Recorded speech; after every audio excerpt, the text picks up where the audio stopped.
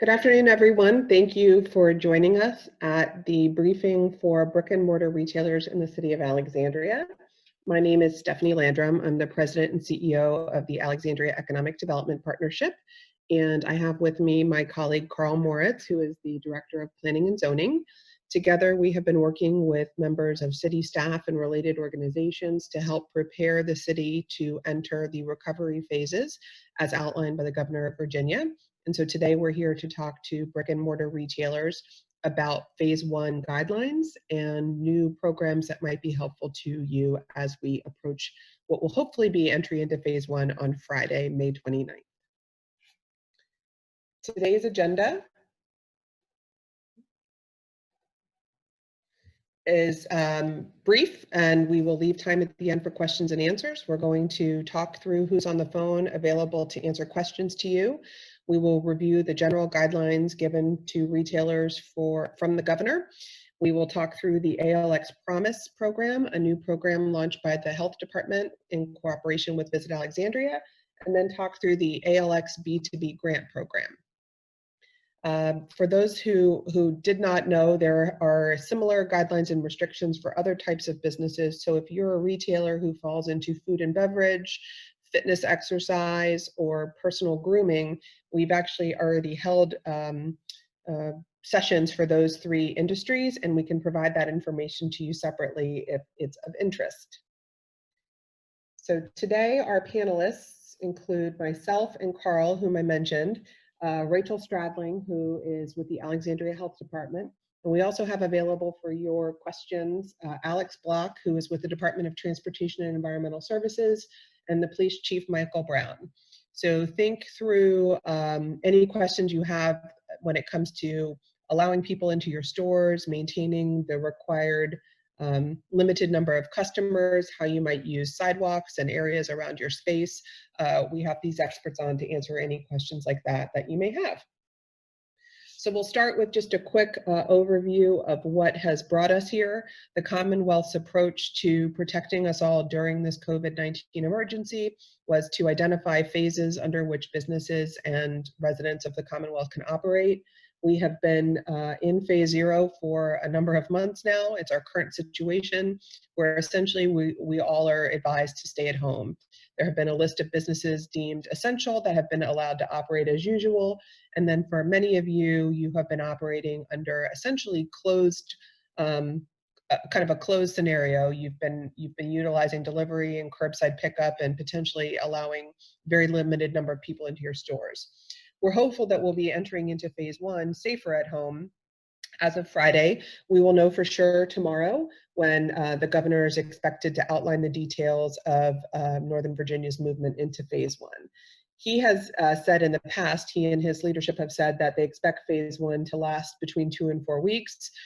The movement between phases is based on health metrics identified, and they're all available on a website that the Commonwealth keeps, so we'd be happy to share that information if you're interested.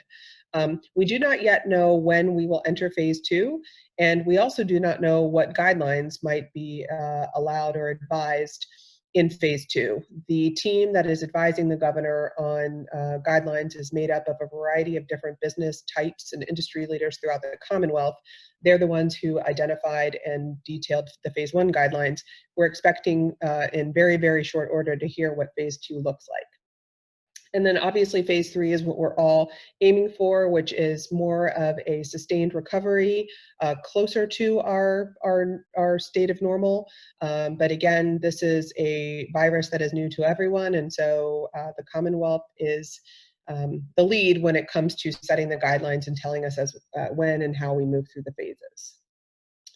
So here are the specific guidelines for brick and mortar establishments. The directive from the Commonwealth to you all is that you must implement the following mandatory requirements, or you must remain closed, or close if you have been open under the previous guidelines. The first guideline is that you must limit your occupancy to 50% of the lowest occupancy load on your certificate of occupancy. So if people have questions about that, Carl will be able to address those. You must assist customers in keeping 6 feet of physical distancing while they are in your facility. and while they are waiting potentially to come into your facility. And so it makes suggestions about how to mark floors in increments where people might be congregating to stand in line to check out, etc. They also have provided guidelines for you all if you have seating in your space to make sure that those seats are spaced 6 feet apart. It advises that any meeting rooms or enclosed spaces such as fitting rooms should be closed to customers during phase 1. It also outlines that employees at your stores must wear face coverings. Anyone who comes in contact with customers or the public is required to wear face coverings. This is part of a larger directive that came from the governor yesterday for all of us who live in the Commonwealth to essentially wear face coverings when we're out in public and potentially interfacing with other people. For those of you who offer food or beverage in your stores to customers for free, I'm thinking like a coffee bar or sparkling water, etc. There are specific guidelines for where food or drink can be and in what circumstances. You cannot allow self-service of food, no condiments, things like that. You can read through the directive here, and again, we'll send this all out to you. The focus is on cleanliness and disinfection, and so that's where the thought process is behind these directives. And then finally, for those who provide a shopping cart or a basket, some specific guidelines on how to sanitize those things and making sure that they're being sanitized and cleansed between each customer use. So these are the guidelines for operation for brick and mortar retail. Next, I'm going to turn it over to Rachel with the Health Department to talk to you about their new program, ALX Promise. So, as many of you have probably already heard, the Health Department, as a way to support the safe and gradual reopening of our businesses, has created the voluntary ALX Promise program. The thought process behind the program was to basically tell the community that yes, we are reopening, but we are doing it in a slow and gradual way to make sure that we keep our community as safe as we possibly can during the reopening phase. So the program, as I said, is completely voluntary. You register by going on a link on our website, and then one of my environmental health specialists will reach out to you to schedule either a small group session or a one-to-one to go through the particular requirements for your business. We'll also give you training materials so that you can train your staff, and a checklist which helps guide you through the process of making sure you're ready to reopen. In exchange for a couple of things signed back from you, so a training record and a pledge and the completed checklist, in exchange for that, we will give you one of our awesome ALX Promise decals for your window and some promotion material. As I say, it is completely voluntary. We've had an amazing uptake, especially from the brick and mortar community already. If you have registered but you haven't heard from us yet, please bear with us. We thought we might get maybe 50 people participate, but we're already up to 200. So we are really working through the list as quickly as we can. So we will be in touch shortly.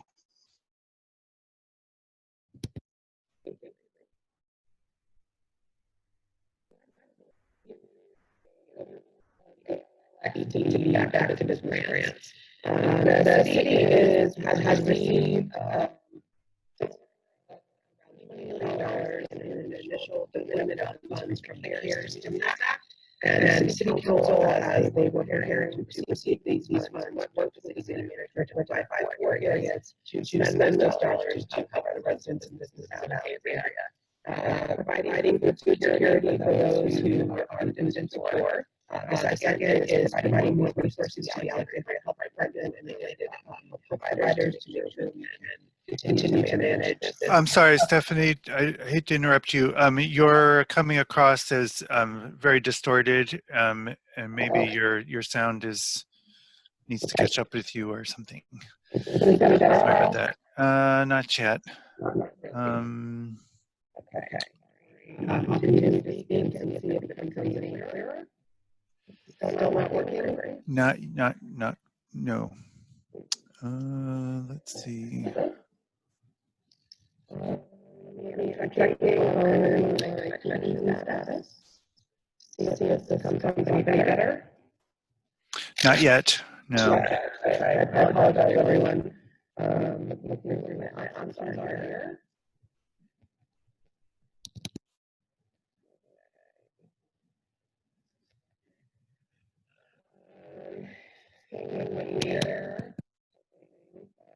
Is this start to sound better? No, Carl? No. Mm-mm. Carl, but if I log off and log back on, any chance you could? Okay.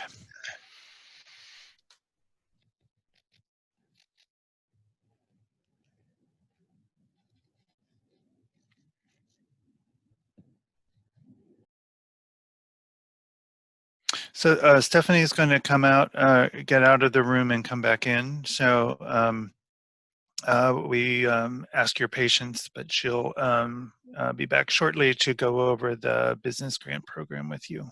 Thank you.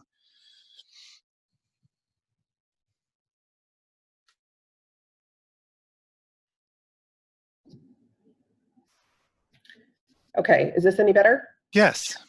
Fantastic. Welcome back. Thank you. Thank you all. I'm sorry. As I was attempting to explain, thank you guys for your patience. The City Council is deploying CARES stimulus dollars to the community into 4 areas. First is for those who are food insecure. The second is to provide resources to the Alexandria Health Department and other health providers to make sure we continue to beat this virus. The third area is to help those who are having residential rental issues, so providing money for people to pay their housing costs. And then the fourth is to help small businesses. And so this ALX B2B Back to Business Grants is that program. There is $4 million allocated between CARES and other sources that we will be deploying in June. The online applications will be available next week, and the size of the grant will be based on the number of verified employees businesses in Alexandria have. So for many of you, I'm guessing you'll fall within this first category, 2 to 24 employees. The intent of this grant is to help you get back to business, thus the name, and so we've identified acceptable uses for you to reopen and rescale. You can see the list here, but we imagine that you will be spending or have been spending money on new technology, equipment, better cleaning, potentially redesigning your storefronts to accommodate these new guidelines. And then obviously many of you have rent or mortgage costs required in order to open your doors. So these are all the qualified expenses. The next slide talks about the eligibility criteria. So we are focusing these dollars on businesses that have had at least a 25% negative revenue impact attributable to this disease, to this virus, to the emergency. In order for us to measure that, we are going to ask you to submit year-over-year information. So we are requiring that eligible applicants have been operating since March 1st of last year, so that you can share with us your seasonally we can take into effect seasonality, so that you can show us that from March 2019 to March 2020, you had a drop of 25% or more. You'll be able to submit March, April, or May, or the combination of all of those months. So we believe that many of you, unfortunately, will fall into this category. Also, to be qualified, you must be licensed here in the city, and you must have a physical location. You must be for profit. You must be in good standing with the city. What that means is that you, before this emergency took place, that you were up to date on your taxes, you didn't have any liens. And for those of you who have things like special use permits or some sort of approval from planning and zoning, that you don't have any outstanding issues on that front. And Carl can answer any questions you might have about that. We want to make sure that we're helping businesses who have every intention of rescaling and restarting. And so we will be asking you about potentially your lease terms, so that we want you to express your intent to remain operating in Alexandria. We also need to make sure that you're not involved in a business bankruptcy proceeding, which would clearly indicate that you might have some trouble being sustainable. The requirement is that you have 2 to 100 W-2 employees. These can be full or part-time employees, but they must be employees.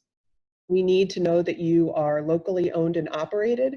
So this is to prevent a corporate entity from coming in and taking this grant.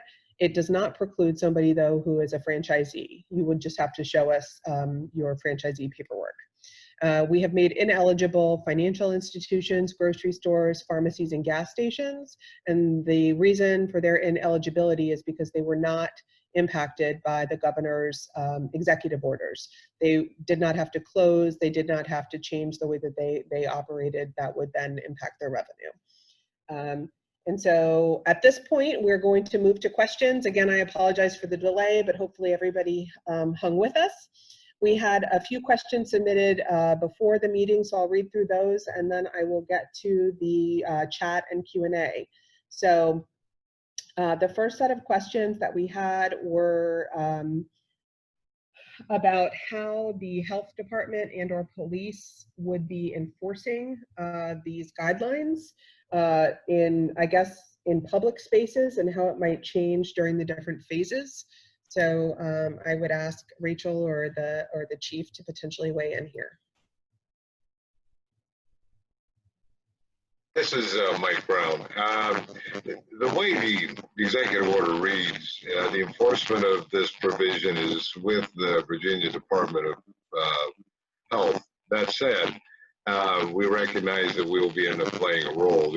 What we're trying to get is the business owners to do everything they possibly can to comply with the social distancing, the mask wearing, and everything else. And I know sometimes we've already had some experiences where there has been pushback from individual customers.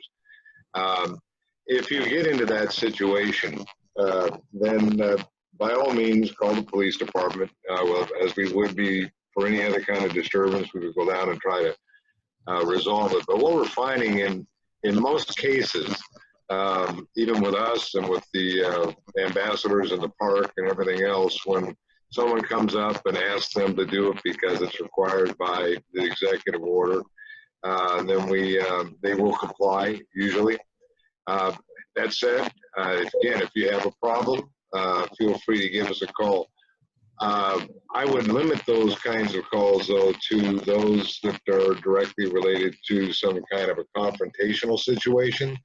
Again, we kind of expect, I think, both the Virginia Department of Health as well as the police department, that the business owners make an effort to try and get compliance with the face masks and the social distancing. And that includes any kind of queuing that may take place outside the entrance to your establishment. We've seen some evidence of that. In fact, I actually made some social distancing things where people were right on top of each other trying to go into a business last Saturday. So we would appreciate your help on that. And if you get into that confrontational thing, please call 911 and let us know, and we'll come and respond. Great, thank you. The next question is about whether the city of Alexandria or the state of Virginia has any signage specific to stop the spread of coronavirus. The city does have signage, various types of signage that we have made available to restaurants over the last few weekends related to takeaway alcohol and also stopping the spread of virus. We can take a look at those and see what we might be able to make available to retailers who are interested, and we'll provide that information in the follow-up. There was a question about whether the police have the capacity to deal with the number of calls and process. But I think the chief just answered that. There's a question about, I'll kind of move on to these next ones here. Restrictions for marking sidewalks brick on King Street. That one's mine. If they're removable decals, they're fine. Nothing permanent. We have, I don't have a brand or specs. One thing I might suggest, if you are a member of the Old Town Business Association, they have been taking a very helpful role in coordinating requests from King Street businesses and restaurants in particular. And we can either work with you directly or through them to help identify something that would be acceptable. But, you know, as long as it's removable, it's fine. And as long as it's in front of your store, it's fine. Great.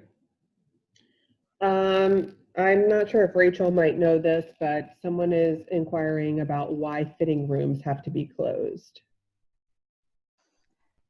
So that is a requirement in the executive order. My understanding is because it's an enclosed space, and obviously the smaller the space, the more likely the viral transmission is. That's my understanding.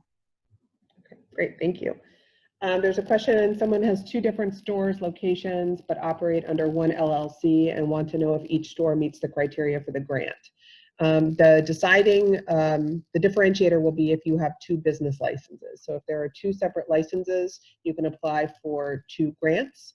If you don't, then you would combine the 2 and potentially, depending on the number of employees across both stores, potentially move into a different category.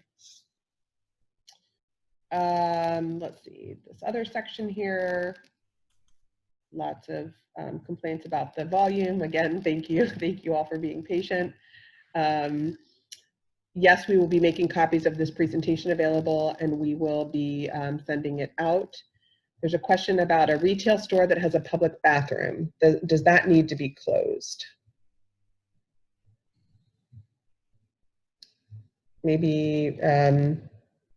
Maybe Rachel, we had this, we had a similar question about restaurants yesterday about they'll be providing outdoor dining, but a question about whether they needed to or how they would allow customers to use their internal restroom.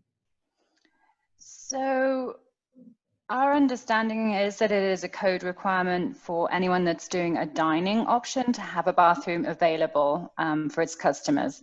So far, we've done some considerable research today, we haven't been able to find a similar requirement for a retail business that isn't offering a food component to have a bathroom for the public. I think it's more of a courtesy that many people have the bathrooms.